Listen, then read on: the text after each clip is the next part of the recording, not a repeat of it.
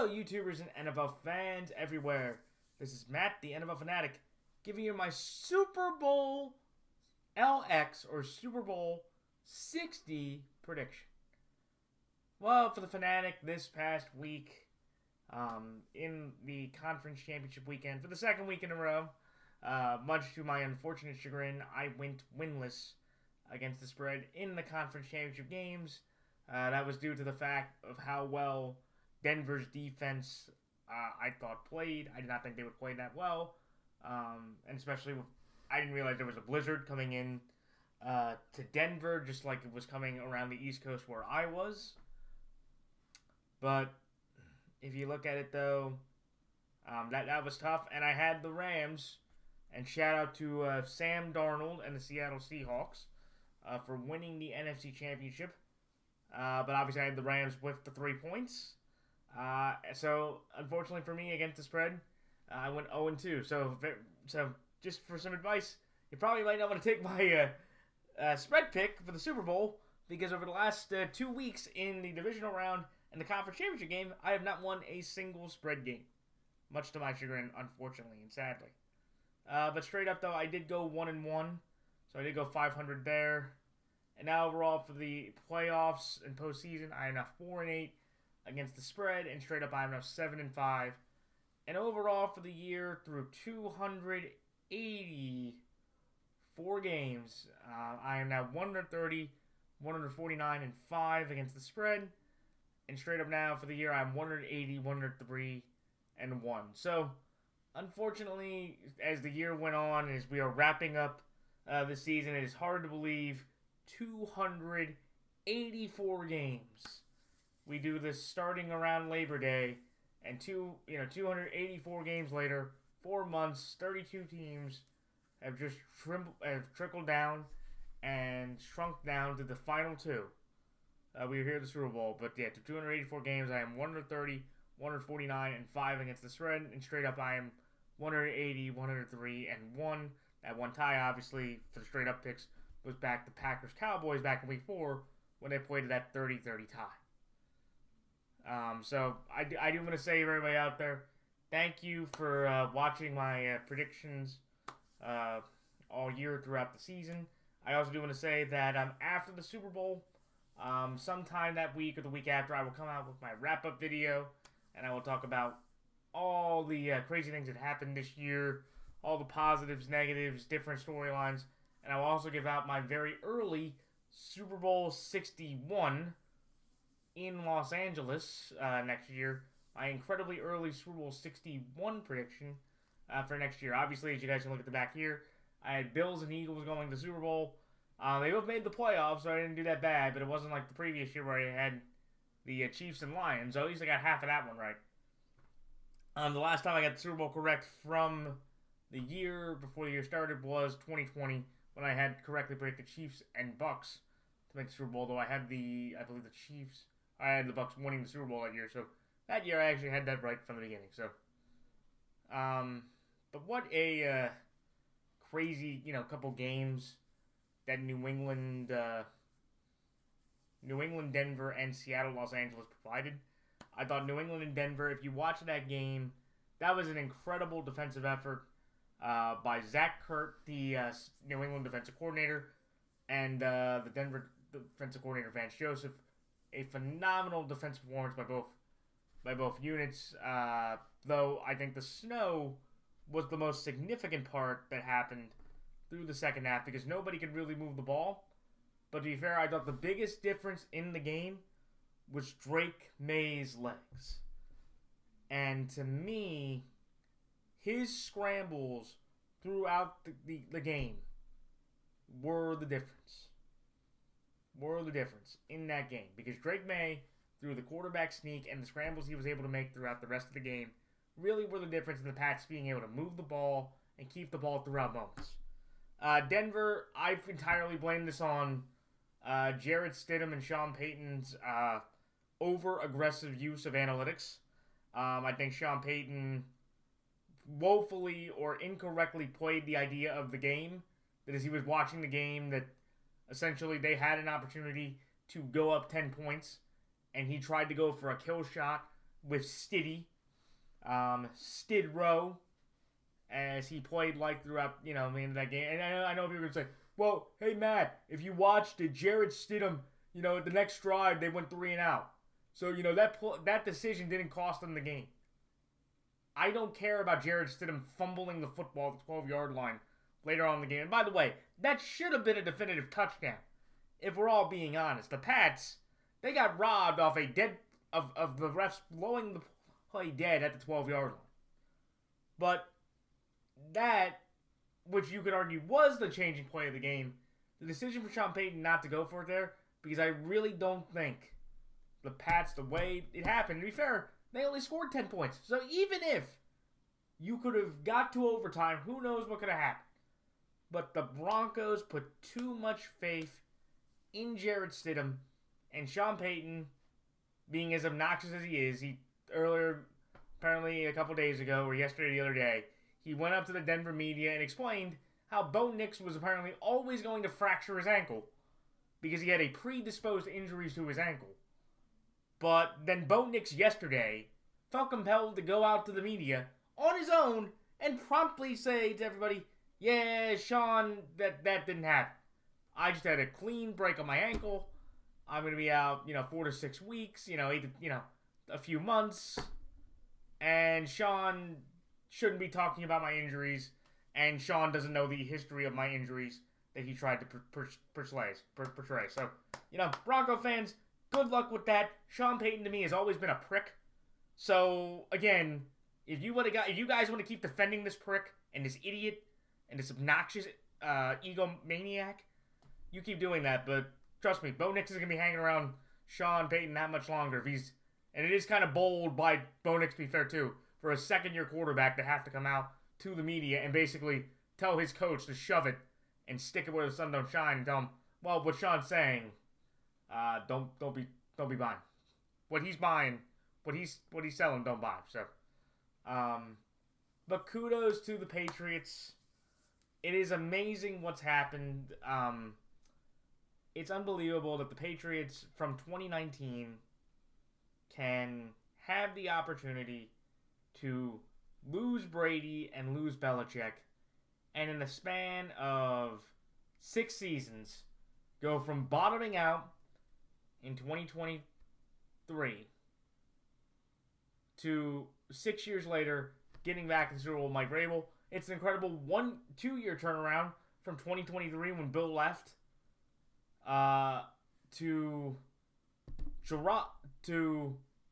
from Bill, Gerard to Vrabel in the span of those 2 years.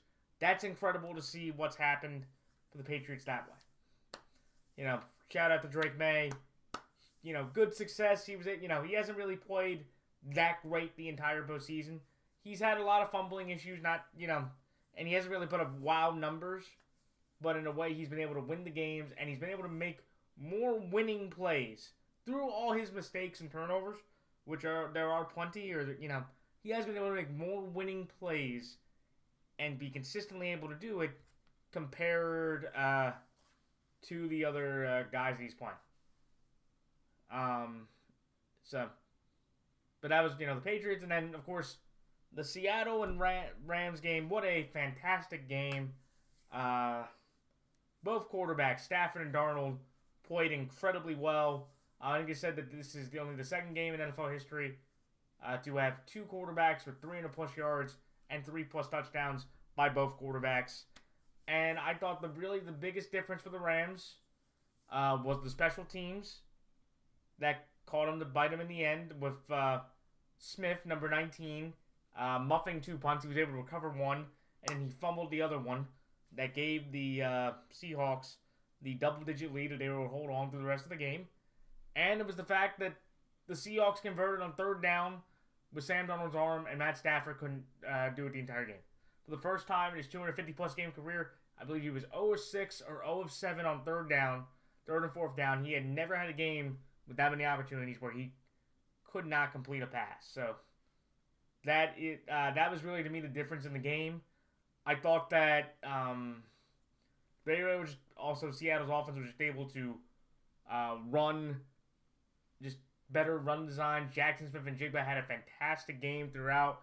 He had on that last drive to score the touchdown. He had 2 fantastic plays, including the one where Clint Kubiak, the Seattle offensive coordinator and probable next coach of the Las Vegas Raiders, was able to make that one halfback route go into a wide open slot in the end zone after the one corner decided to double team Shaheed on the crossing route. So that was incredibly done by Seattle there.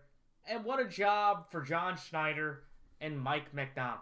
As a Ravens fan, I am very happy for Mike, and I am rooting for Mike personally, but it ticks me off as well, because I knew that in 2023, the Baltimore Ravens, even though we couldn't do it on face value, because we couldn't fire John Harbaugh for making the AFC Championship game, but I knew Mike was a great coach.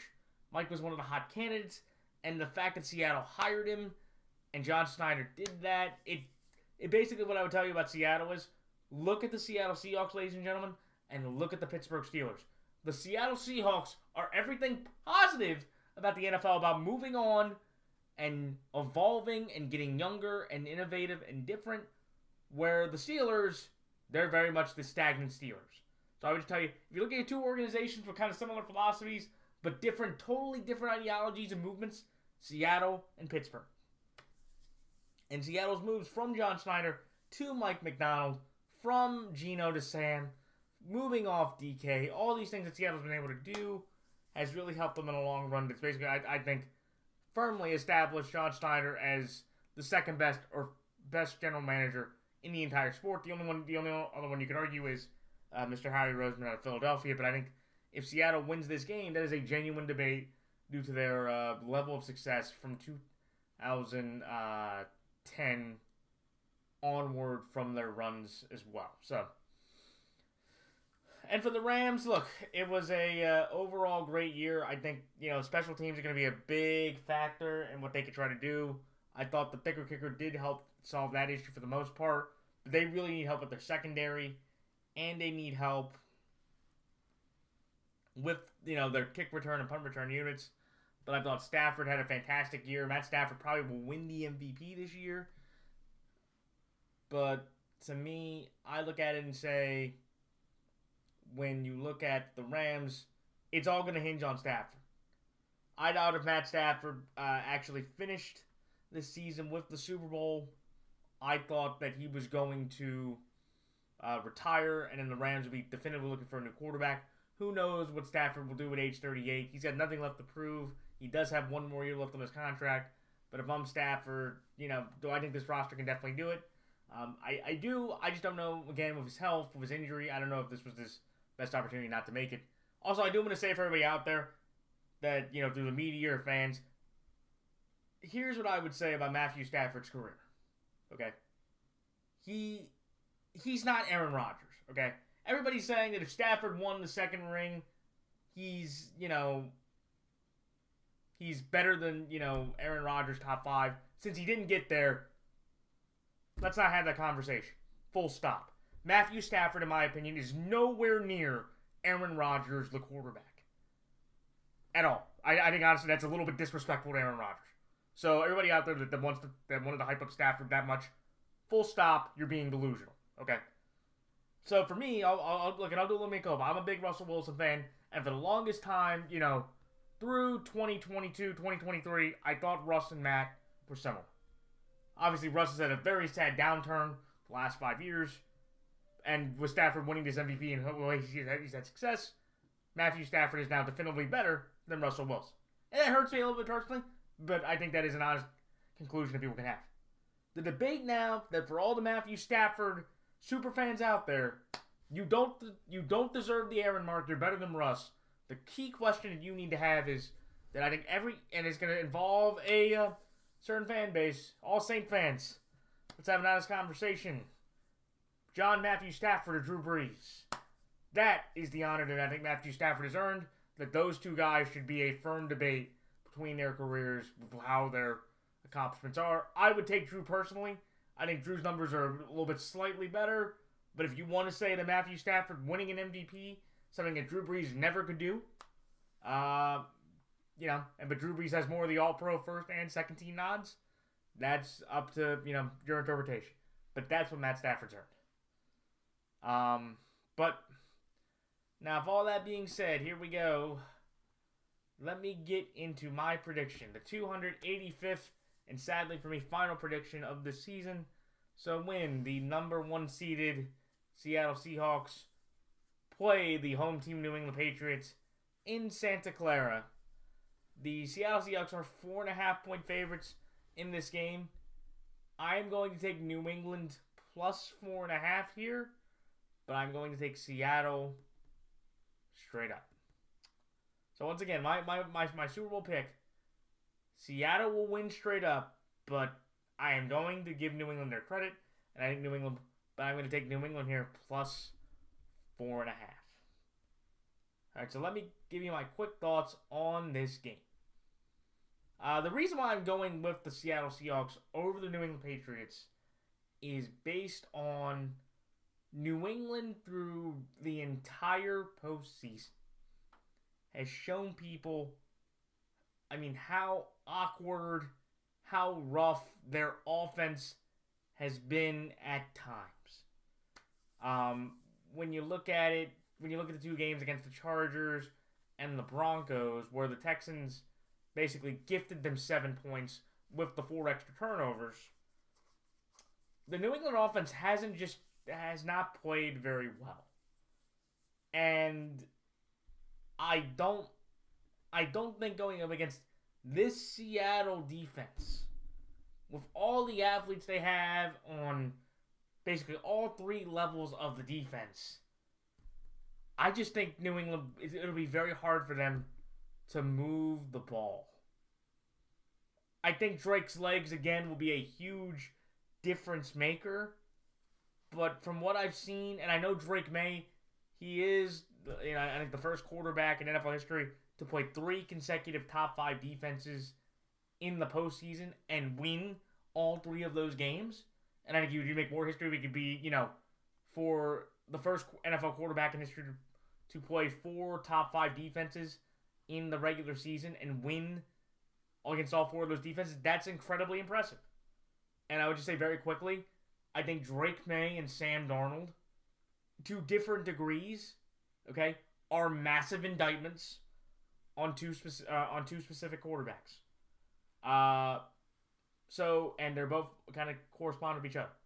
From the New England perspective, Drake May getting the Super Bowl was a massive indictment on the Buffalo Bills quarterback Josh Allen and Baltimore Ravens quarterback Lamar Jackson. Because Drake May, in his second year, with brand new coaching staff, with a brand new, and I get the point about the schedule, but you only can play who you can play. But Drake May has gotten to the Super Bowl before Josh Allen. He's gotten to the Super Bowl before Lamar Jackson in his second year. What was Josh doing his second year? Throwing the ball backwards against the Houston Texans. What was Lamar Jackson doing his second year? He was getting, he won an MVP, so he did do something that Drake by his second year would probably finish his second, but getting blown out by the Titans.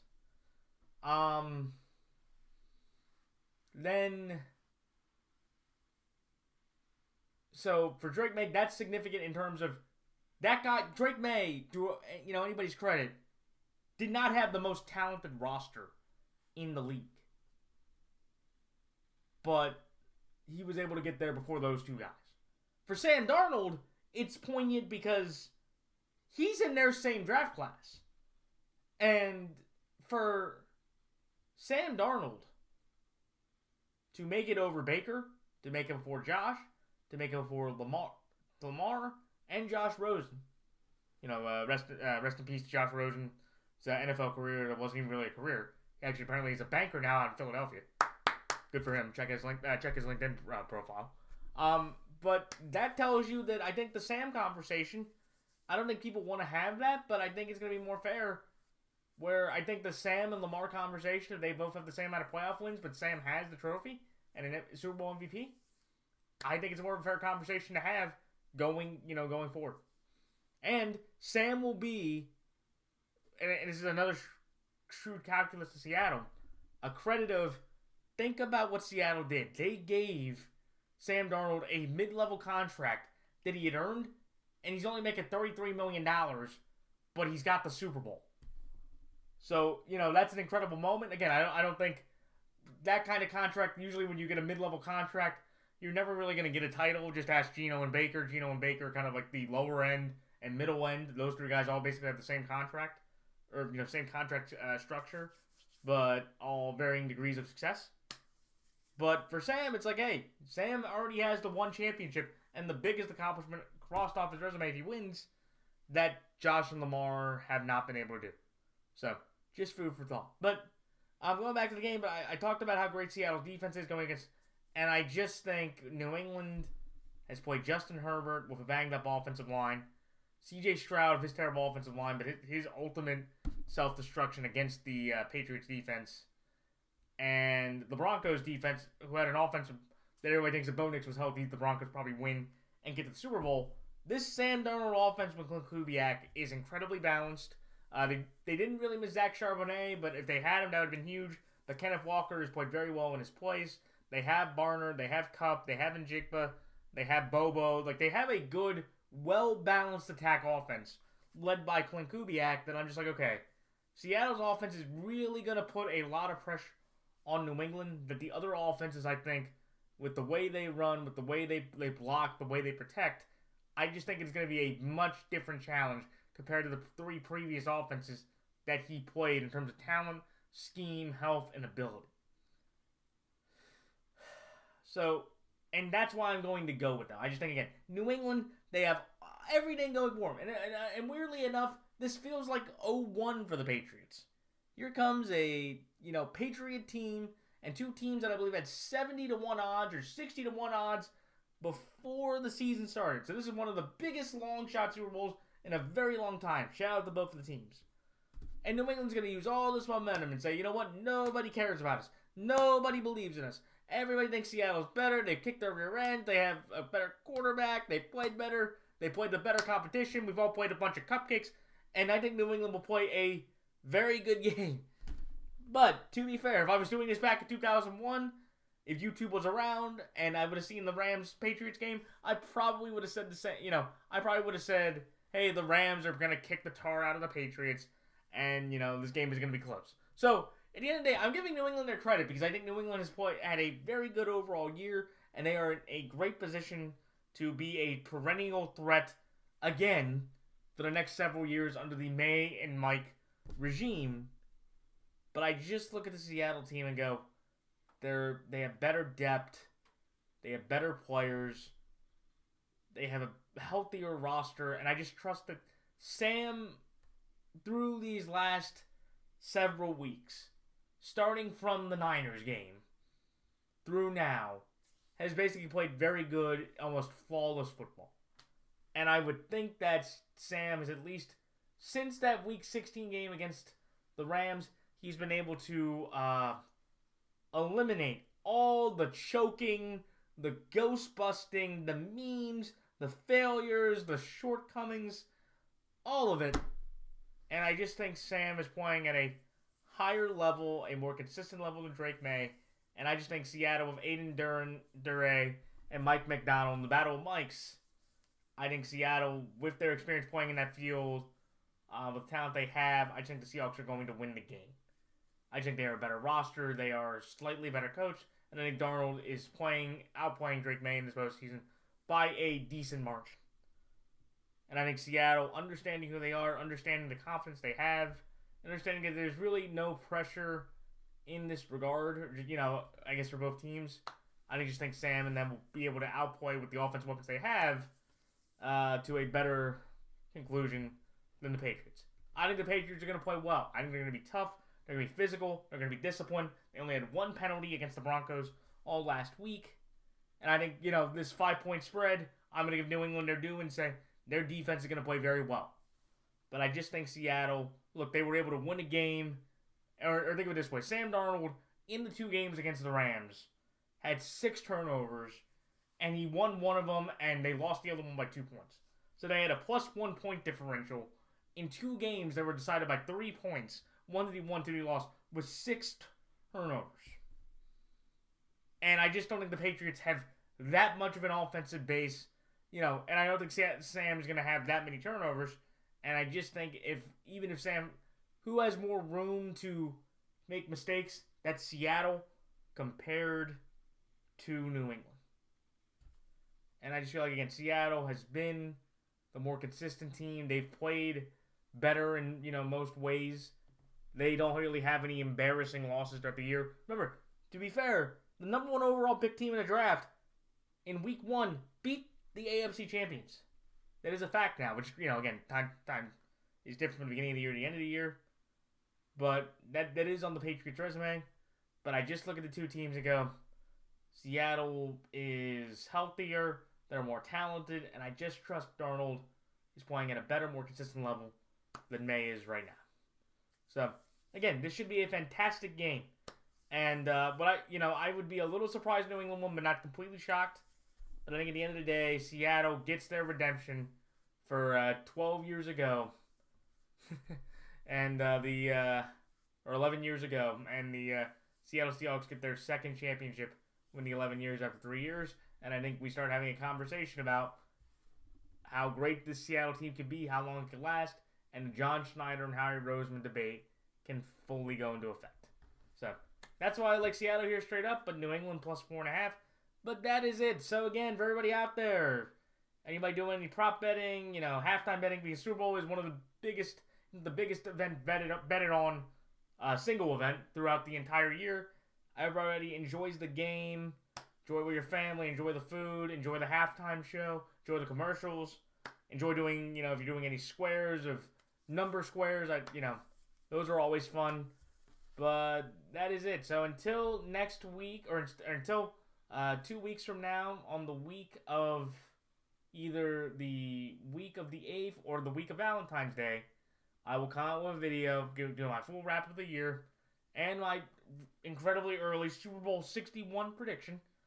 But until then, everyone, this is best of luck to all players, coaches, teams, and fantasy players, and fellow prognosticators in our final prediction for the year. Best of luck to everyone out there. Hopefully, for everybody that takes New England, best of luck. Hopefully you're wrong, but, job well done if the Patriots win and you are correct then the year. I'd like to at least end my season on a high note for win both ways, so we'll see. But best luck everybody out there. And until a couple weeks, ladies and gentlemen, this is Matt the Analytic signing off. Until then, everyone, so long.